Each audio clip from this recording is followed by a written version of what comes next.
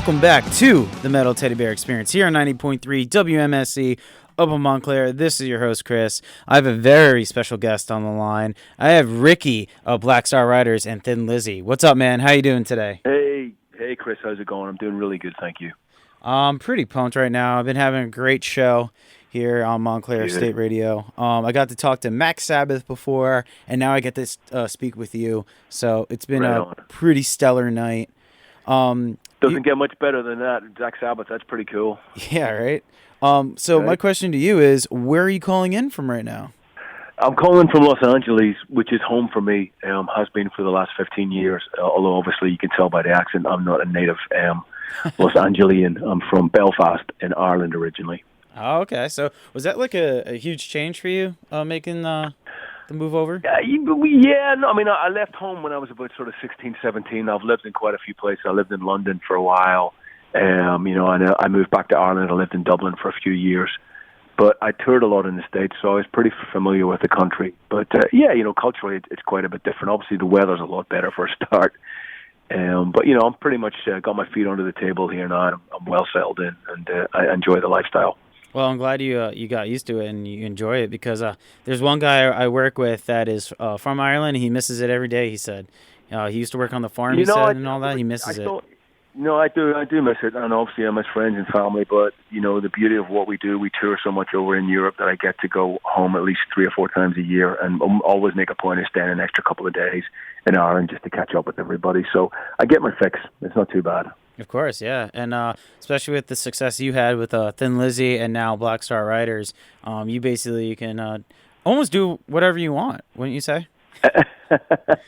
If only it was that easy. I can't retire just yet, but things are good. But, I like to keep working, and we love to play, and we love to tour. And, I think, no matter how amount of money would ever stop us, from just doing what we love, because that's what it's all about at the end of the day. Well, speaking of you guys working hard, you guys have a new album coming out, Another State of Grace, September 6th through Nuclear Blast Records. How excited are you for this release? Very. This is our 4th record, and I think that's a testimony in itself that we were on album number 4. We're 7 years into Black Star Riders now. I get excited before we put out every record. This one, especially for me, I just feel it's our best work yet. I feel the band has really evolved into something that I hoped it would when we started the band, and I think the band's really firing cylinders on this record, and I think when people check it out, they'll hear that. So do you think that by, like you said, this is 4th record and you guys all working well together, do you think you really found the sound of Black Star Riders?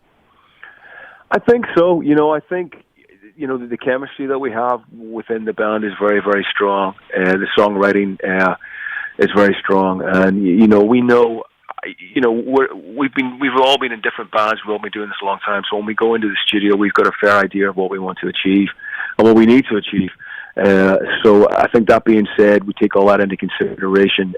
It makes everything just a lot easier and a lot stronger, and a lot more cohesive as well. So how long did it take to record this record?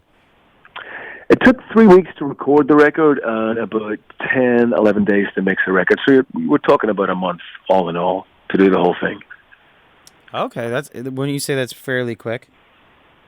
Yeah, I think if you have your songs together before you go in and everybody has a good idea of what they're playing and what their parts are, obviously that saves a lot of time in the studio. And like I said, the guys in the band are wonderful musicians, so there's no messing around when we get into the studio. We get right down to it, and usually, a lot of stuff is done in the first or second take.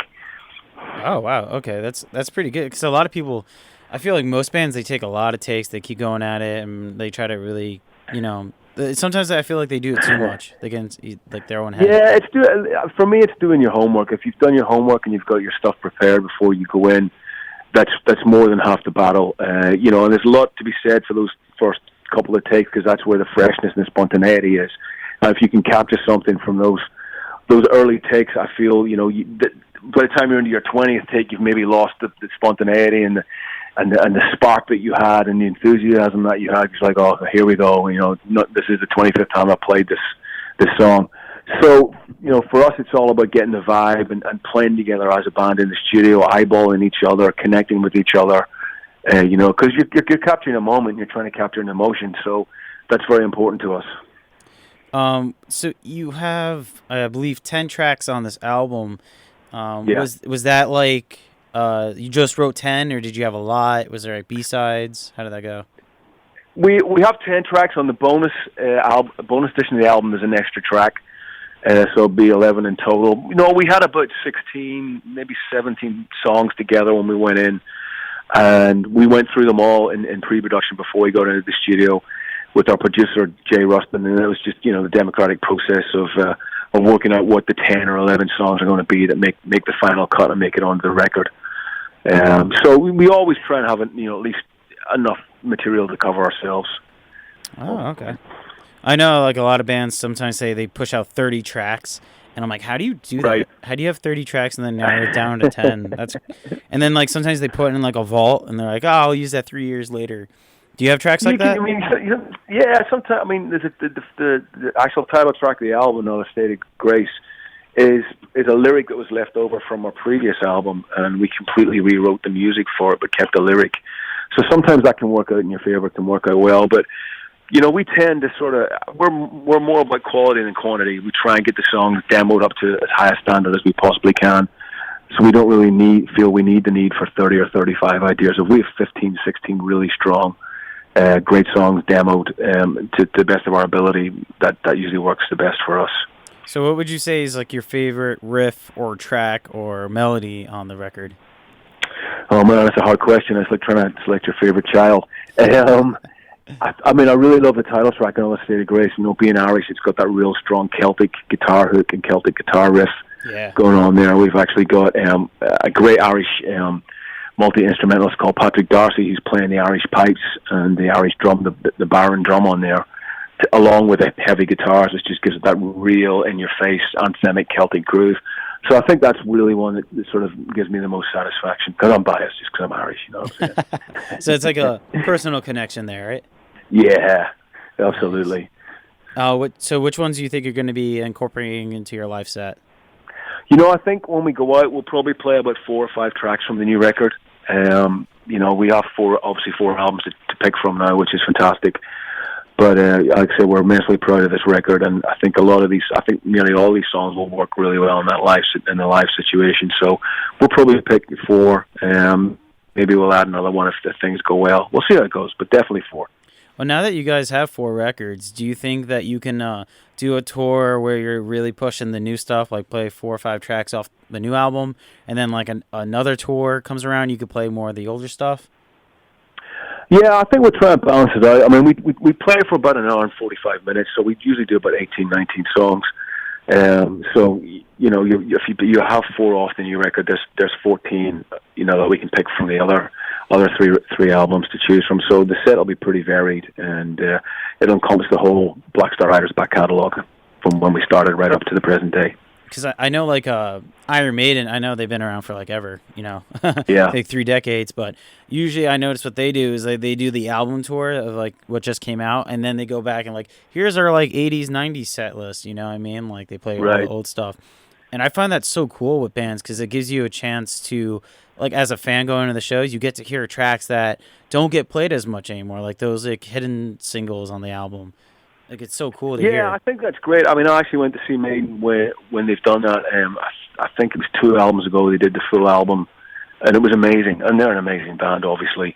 But the great thing about Maiden is that they have the power and the popularity really to do what the heck they want to do.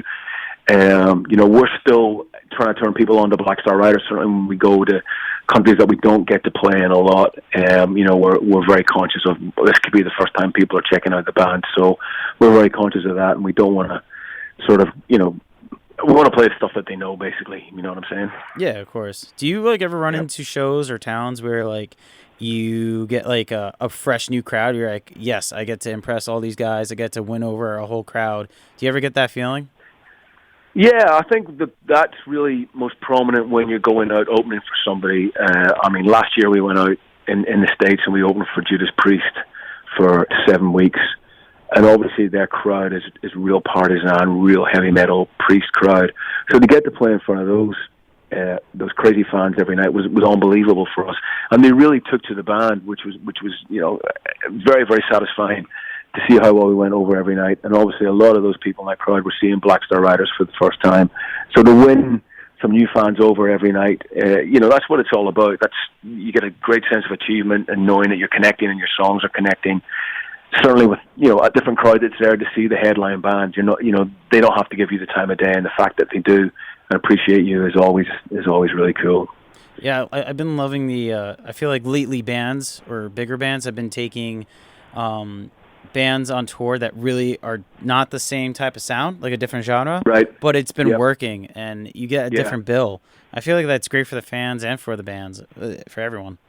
Absolutely, I think it's great to vary it up. I think as long as they're not too different, and you're not kind of taking it to the extreme. But I mean, obviously, we are quite a bit different in Priest, but at the end of the day, we're still both very hardcore rock and roll bands.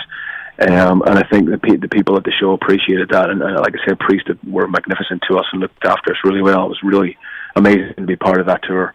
So I'm always curious what band members are always listening to. So I usually ask this question, but what is like the current band or artist that you have on your Spotify playlist or whatever streaming service? What do you have going on? That's a good question. I've kind of been listening to a lot of Black Star Riders because I'm learning the songs to start going on tour.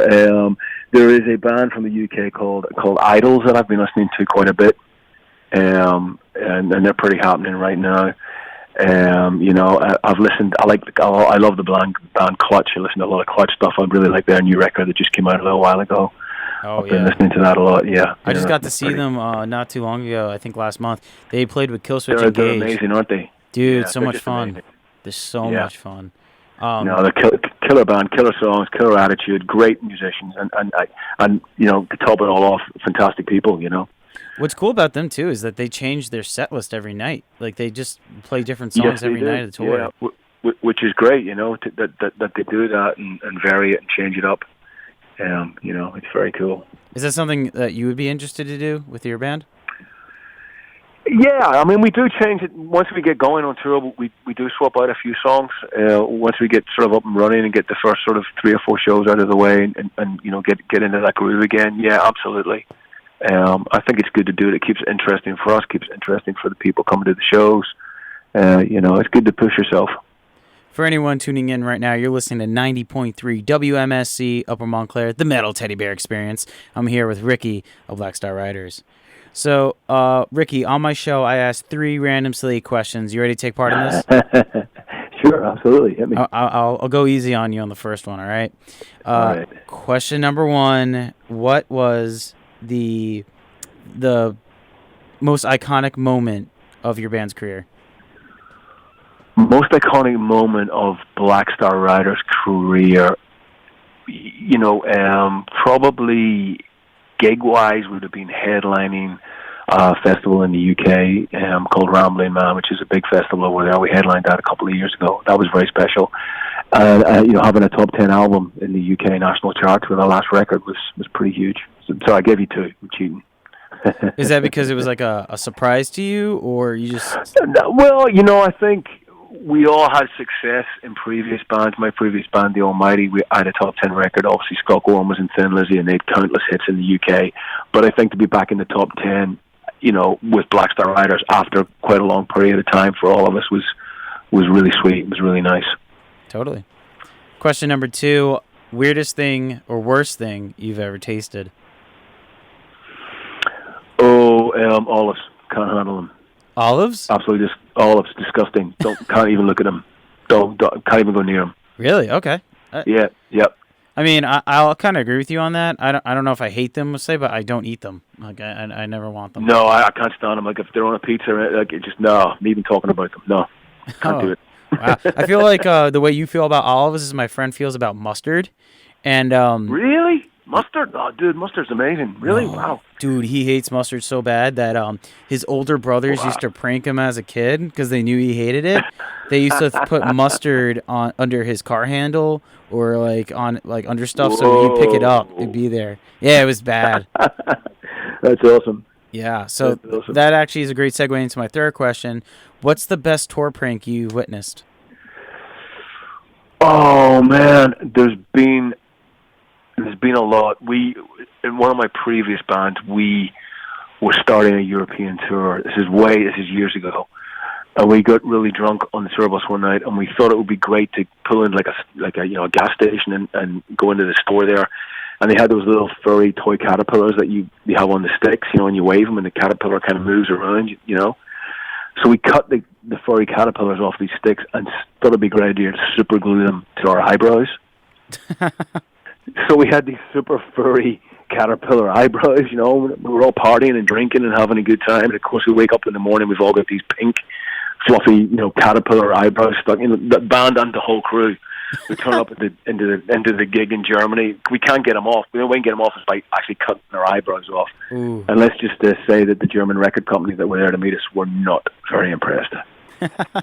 They didn't see the funny side of it. So we'd no eyebrows for about the first 10 days of the tour once we cut them off. There's like a meme going on. Well, there was a meme going on with it would show you like a celebrity, like their normal photo, right? And then the one next to it would be with no eyebrows, and it's crazy how freaky they look without eyebrows. Creepy, isn't it? Yeah. No, I don't know which was worse. I think having the pink caterpillar eyebrows or no eyebrows, I think, they're both as scary as each other. But there's been many, but that's certainly one that I'll never forget. Did you guys take pictures or video of it? No, because it was way back in the day. It was in the early 90s, so okay, thankfully there was no cell phones around or anything like that. So, you were able to get away with quite a lot back then. Yeah, nowadays you'd be trending everywhere. Absolutely. Yeah, you'd be in trouble. All right, so that was the Random Silly Question segment. Thank you for participating in that. Of course. All right, so what are the upcoming plans for Black Star Riders? What do you have going on? Well, like you said, Chris, the album comes out September 6th. We head to Europe beginning of October. We're over there for almost 8 weeks, touring all over Europe, UK and Europe. We'll probably, take a break for Christmas, and then come the new year, we're going to be doing some shows in the States, and, hitting everywhere else, South America, Australia, Japan, and probably all the European festivals again next year. So really just staying out on the road for the next sort of 18 months is the plan. Hopefully you guys come by the East Coast here in New Jersey or New York. Absolutely. It'd be awesome, dude. Yep. Well, thank you so much for taking the time out of your day to do this. I really appreciate it. Oh, man, thanks for having me on the show, and thanks for your support, brother. I really appreciate it. Anytime, man. Have a great night. Thank you, Chris. Take care, man.